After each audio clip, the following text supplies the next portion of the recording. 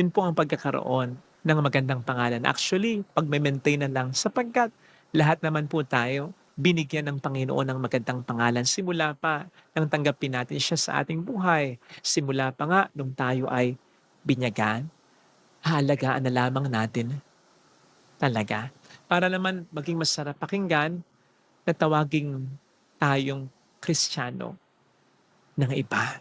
After all, pinaghirapan po ni Kristo na bigyan tayo ng magandang pangalan. Pinaghirapan 'to ng ating Panginoon na makabuo para sa ating pangalan ng mabuti at magandang reputasyon.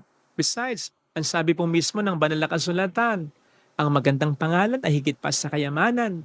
Hindi po kasi ito matutumbasan ng pera. Kaya ang magandang pangalan, higit pa sa pera, higit pa sa kayamanan, ang dapat nating mas ninanais na ipamana, manahin sa ating pamilya.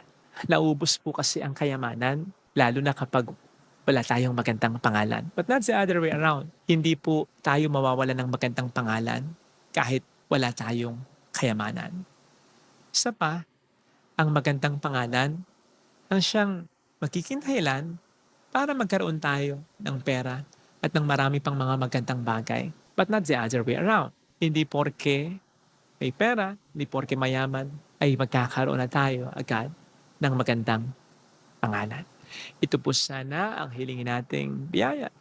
Sana'y makita natin ngayon mula sa mga pagbasa ng ating pagdiriwang. Amen. Lagay natin ang ating kanang kamay